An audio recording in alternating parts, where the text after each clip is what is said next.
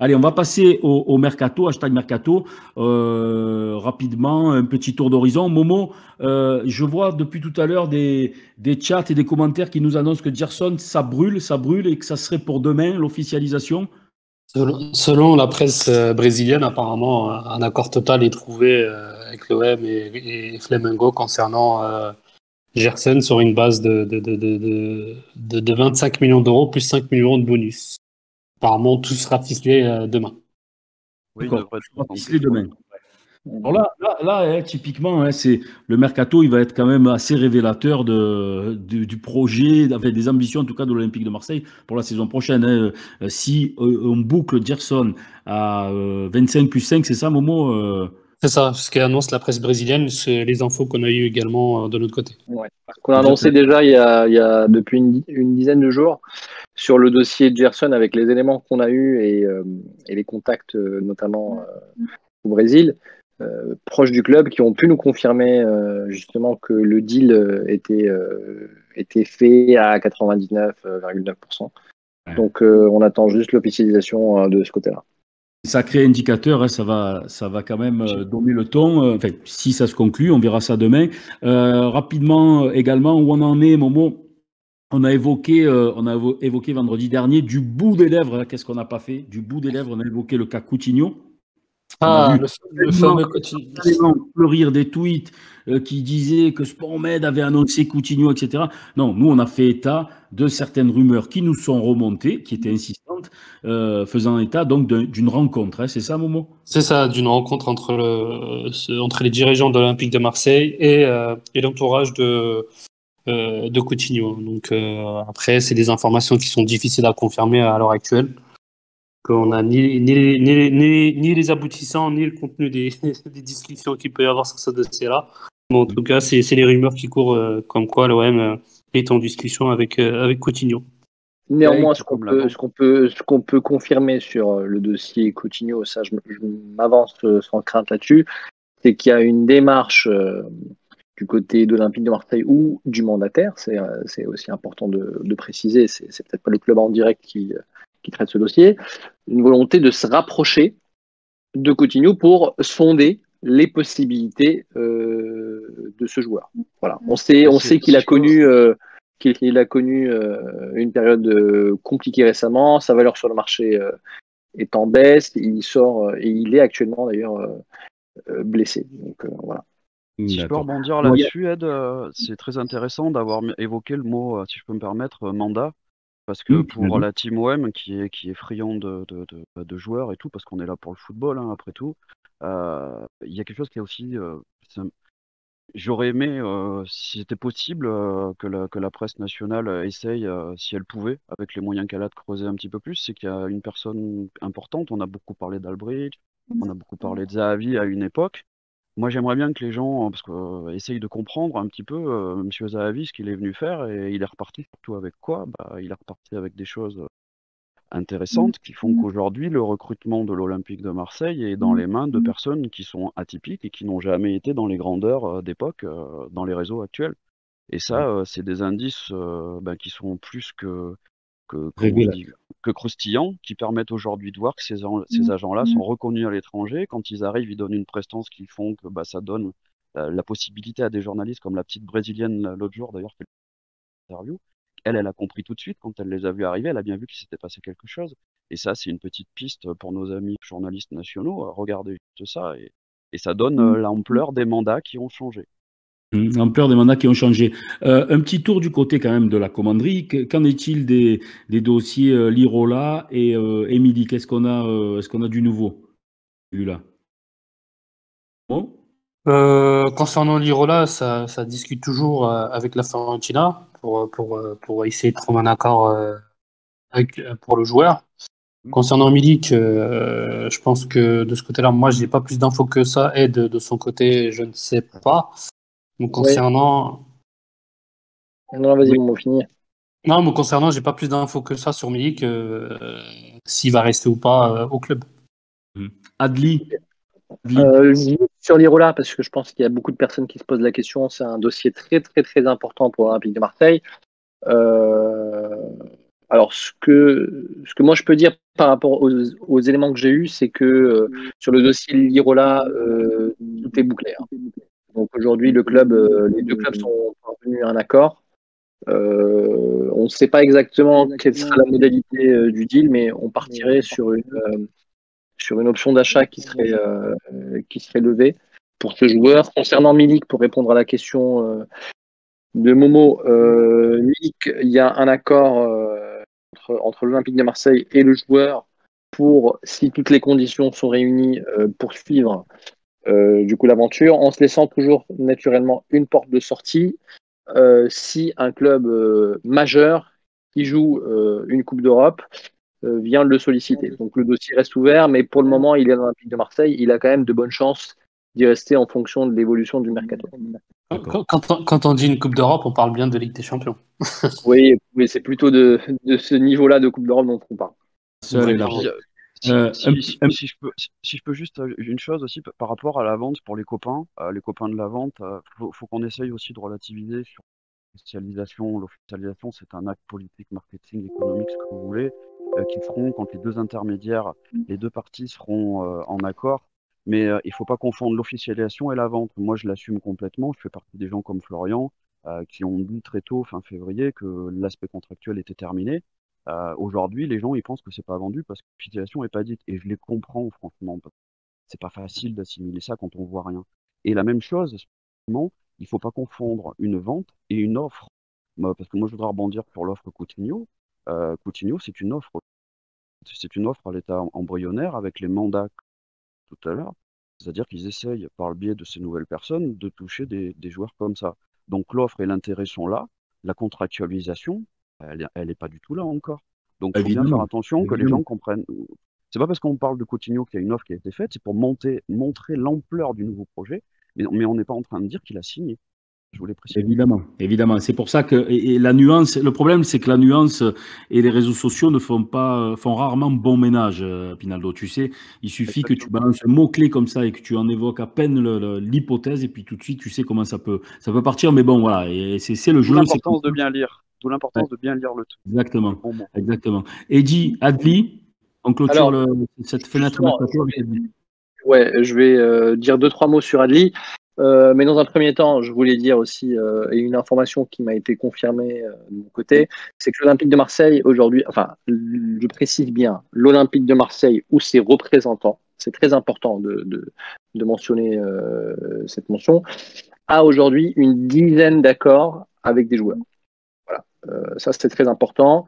Les accords vont commencer à sortir, les noms des joueurs également, et les offres sont soit parties, soit vont partir. Bien sûr, ils ne feront pas tous les joueurs qui seront cités, mais on peut néanmoins dire qu'il y a un accord avec Adli, il y a un accord avec Almada, il y a également un accord avec Pulgar. Sur le dossier Almada, on est très proche d'un accord avec Vélez. Voilà, ça continue de discuter sur les pourcentages à la revente, mais sur le package, on est d'accord. Sur Pulgar, on est mais également pas loin d'un accord avec la FIO, sachant que le dossier Lirola est on va dire, finalisé. Maintenant, on se concentre et on essaye de finaliser le dossier Pulgar. La stratégie, elle est claire, c'est d'attaquer de front plusieurs dossiers en obtenant dans un premier temps les accords des joueurs et de lancer des offres. Il y a des plans. Guendouzi, par exemple. Encore une fois, accord, ça ne veut pas dire que le transfert va être réalisé. Ce sont d'abord des accords qui sont. Je pense que c'est un peu le fonctionnement de Longoria, d'envoyer des lignes comme ça. Hein. Ouais, c'est un peu.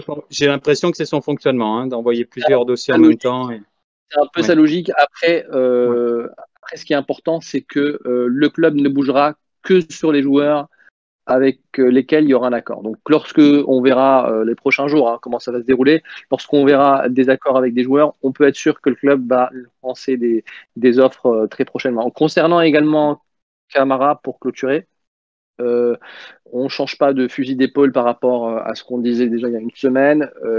Le deal est pratiquement conclu avec un club de première ligue. du nord de l'Angleterre d'ailleurs. Un autre club s'est immiscé dans le dossier. Il y a une petite surenchère, mais je pense que ça ne fera pas évoluer grand-chose. Grosso modo, les deux clubs dont on parle sont Manchester City et Chelsea. Voilà. Et quid de Guendouzi? Guendouzi, alors sur Guendouzi, il y a un accord avec l'entourage et le joueur. Pour l'instant, l'Olympique de Marseille n'a pas fait d'offre à Arsenal. Guendouzi est un profil qui est apprécié. Néanmoins, on ne sait pas s'il fait partie des priorités actuelles. Voilà. Parce que de toute façon, l'objectif sur le milieu de terrain, d'après les éléments qu'on a et que je peux confirmer, c'est la volonté de faire 2 à 3 joueurs. Voilà. Ok. Allez, on clôture cette fenêtre mercato. Robin, tu veux prendre la parole? Oui, bonsoir tout le monde, j'espère que tout le monde va bien. Encore une fois, bienvenue sur SportMed. J'aimerais rappeler à tout le monde de nous aider, s'il vous plaît, dans notre démarche. Si vous pouvez vous follow, vous sub aussi avec les Prime, ceux qui ont Amazon Prime. Vous ne payez pas le sub. Ça fait très plaisir d'avoir autant de monde ce soir et on espère vous revoir très vite. On espère vous revoir très vite, sans doute en fin de semaine. Alors d'ailleurs, justement, en fin de semaine, on va lancer. Alors moi, je vais laisser la parole à Yannick. Yannick, avec nous, et Romain, vous êtes là? Oui, je suis là, moi. Voilà. Alors justement, on va en profiter, on va clôturer avec ça. On remercie d'ailleurs Alban, si tu veux qu'on te libère, il n'y a pas de souci, tu restes avec nous. Si tu veux, il n'y a pas de souci non plus. Tu fais comme tu veux. J'ai une grosse journée. Je vais essayer de rentrer, de me diriger vers mon domicile. Je vous remercie. C'était vraiment un plaisir. Et puis, j'espère revenir un de ces 4. Et très bientôt, tu vas revenir. Portez-vous bien. Et ouais, j'espère. Portez-vous bien et surtout la santé. Profiter de toi, Alban. On n'a pas assez profité de toi. Donc, c'était un plaisir. Il va falloir qu'on prolonge. Et très prochainement, pendant l'Euro, tu viendras nous rendre visite parce qu'on va faire des émissions spéciales Euro. Et tu seras parmi nous tu seras accueilli avec un grand plaisir. Avec grand plaisir. Avec grand plaisir. Et merci, messieurs. Excellente soirée et à bientôt. Merci à toi, bonne soirée, Alban. Merci, au revoir, à bientôt, merci. À bientôt. Au revoir, Alban. Pinaldo, on te remercie aussi. C'est gentil, merci à vous. Pinaldo, ça fait un moment qu'on est un peu dans la même sphère. Hein. On a partagé On a partagé plusieurs échanges un peu historiques dès cet été. Et voilà, après, ça s'est décroisé, ça se recroise et c'est tant mieux, c'est sympa ensemble. Et puis, moi, ça me fait plaisir de discuter avec la Team OM, quoi. Et puis on finit toujours aimanté par cet Olympique de Marseille qui, au final, finit toujours par nous fédérer, nous réunir. Ça fait également plaisir de t'avoir parmi nous ce soir. Alors encore une fois, désolé parce que on aurait pu laisser la parole un peu plus longtemps à chacun d'entre vous, mais c'est vrai qu'on était très très nombreux. On a été un peu débordés par notre succès, on va dire. Beaucoup de gens ont voulu intervenir, s'exprimer. On a fait au maximum pour laisser la parole un peu à chacun. On te dit à très très bientôt et pareil que pour Alban, ça serait bien qu'un jour tu reviennes avec un peu plus de temps de parole et un peu plus de temps pour pouvoir t'exprimer. Et ça sera avec un grand plaisir. C'est gentil à vous, passez une bonne soirée et puis bonsoir à toute la team surtout. Et qu'elle se refédère très vite parce que salut. Allez, merci. Ciao. Merci Pinaldo.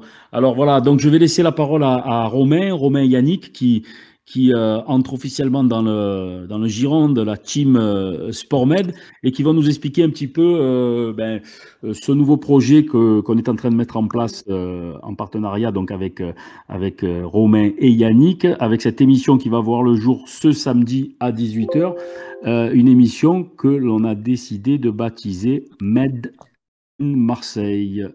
Romain, allez, c'est à toi. Ouais, Made in Marseille, un beau projet en perspective avec une belle trouvaille de notre ami Yannick justement concernant l'appellation de l'émission.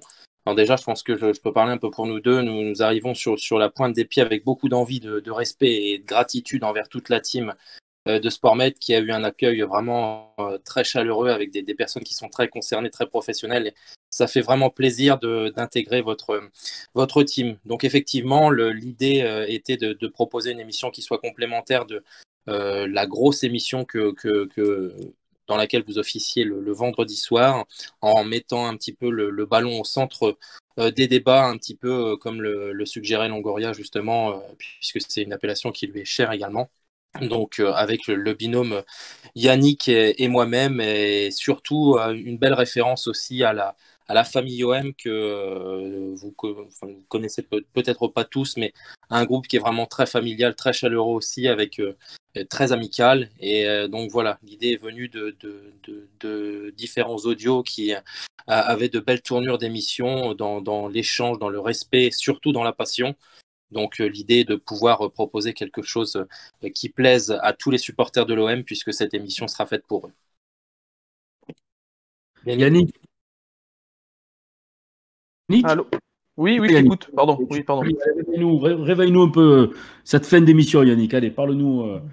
Écoute, on va essayer de parler avec passion. On va essayer de parler football, de supporters, Écoute, moi, en ce moment, regarde, on était le 26 mai il y a très peu de temps, et on fêtait quand même 28 ans d'un trophée qu'on a gagné contre le Milan AC. Mais bon, j'aimerais quand même à terme qu'on arrête. Enfin, il faut qu'on est fier de ça. Moi, je suis très fier de notre victoire en 93.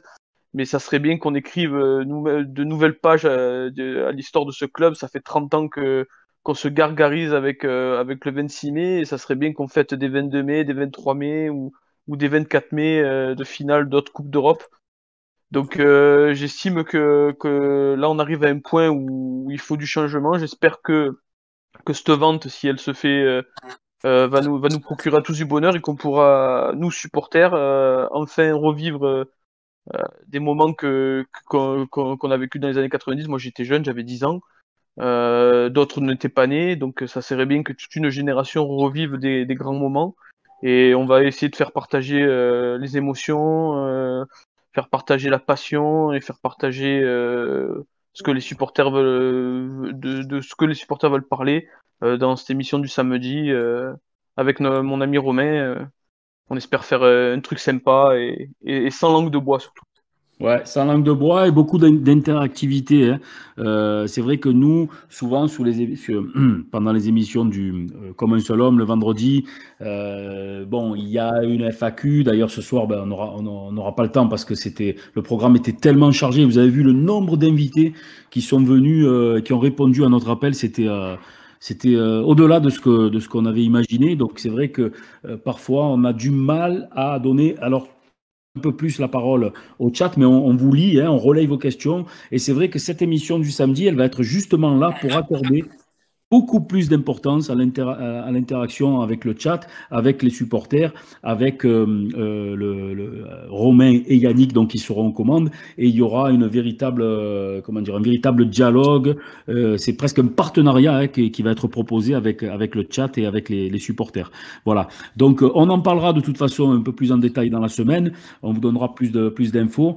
Voilà. Il est 11h, 11h12. On est encore à peu près 6000.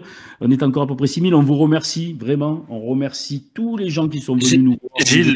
Gilles, je vais t'embêter. Si tu regardes un peu au niveau de la régie, le petit message que Macron a laissé, si tu peux le lire. Ouais, il est énorme, hein. Je viens de le partager, c'est monstrueux.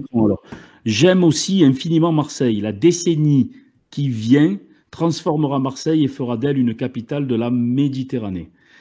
Je suis sûr que quelque chose va se passer à Marseille. Ben dis donc. Si on pouvait. Il envoie. Mon cher Gilles. Pouvait-on clôturer la soirée d'une meilleure façon? Non, si je peux me permettre, justement, parce qu'il y a eu vraiment des tas de choses qui ont été dites sur cette émission qui étaient vraiment exceptionnelles, avec beaucoup d'invités et qui nous ont fait partager leurs informations et leurs passions aussi. S'il y avait une seule à retenir, vraiment, donc je n'ai pas osé me permettre de faire attendre notre invité plus longtemps tout à l'heure, qui était Maître Albaroudi, c'est justement les mots qu'il a eus avant de nous quitter, qui étaient les suivants. S'il y a une chose justement à retenir au-delà de ce qui s'est passé avec Mathias, c'est le fait que justement Longoria, qui était l'homme des Saoudiens, et du PIF, j'insiste là-dessus, ait été justement soit arrivé à Marseille au mois d'août et que dans la foulée, 3 jours plus tard, le PIF se soit désengagé de Newcastle. Alors, je n'ai pas voulu lui poser la question, mais je lui poserai sur Twitter afin que le débat puisse être contradictoire. Mais j'en ai déduit cette chose-là, c'est que, Longoria semble être donc l'homme des Saoudiens en présence et qu'il est fort probable que le PIF soit derrière tout ça également, puisqu'à aucun moment, il n'a parlé de la société que nous connaissons depuis un petit moment sous l'appellation KHC depuis à peu près février. Donc j'aimerais lui poser cette éventualité. Alors évidemment, je ne fais pas de teasing, mais j'aurais voulu avoir sa réponse et je pense qu'elle aura certainement un impact sur la journée de demain. Ben, tu lui poseras la question et tu nous feras suivre la réponse et puis on suivra vos échanges. Je répète donc le message d'Emmanuel Macron, le président de la République. La décennie qui vient transformera Marseille et fera d'elle une capitale de la Méditerranée. C'était presque s'il allait citer Sportmed. Je suis sûr. C'est pour ça que j'ai imposé cette lecture-là, Gilles. Je suis sûr que quelque chose va se passer à Marseille. Ouais, ben voilà. Je pense que c'est le plus gros teasing de cette année 2021. C'est le président de la République en personne qui vient de le délivrer. On peut dire que les élections sont ouvertes pour 2022. Ouais, ben écoutez. Les élections sont ouvertes. Ouais. Allez, on remercie Juju OM 1312, Nico OM 04, Casu Yafre, Lixim 35, Old Kange, Cheveux 13, OBG, tous les subs, les abonnements, les 250 personnes qui nous ont followé. N'hésitez pas à nous suivre parce que ce n'est que le début. Sportmed n'a même pas un mois d'existence et déjà des belles surprises, des belles perspectives à l'avenir. On remercie également, bien sûr, en premier lieu, Jacques Bail qui a été sollicité de toutes parts depuis hier. Il nous a fait l'honneur de sa présence et il est resté avec nous une bonne heure et demie. On remercie également Hichem, on remercie Ali, on remercie Alban, on remercie Tic Tac But, Pinaldo, Florent, Yannick, Romain, Boris, Edgy, Momo, Small, Ro, FX, enfin, j'en ai sans doute oublié. Ils me pardonneront. Je vous remercie à vous tous. Je vous donne rendez-vous vendredi, comme un seul homme, votre émission consacrée à l'Olympique de Marseille. On va mettre de côté le hashtag VentoM, normalement, hein. Et ensuite, samedi, donc pour la première de Made in Marseille avec Romain et Yannick. Bonne soirée à tous. Merci encore d'avoir été si nombreux à nous suivre. Une bonne soirée. Prenez soin de vos proches. À très, très bientôt. Bonne soirée. Merci, au revoir à tous. Bonne soirée.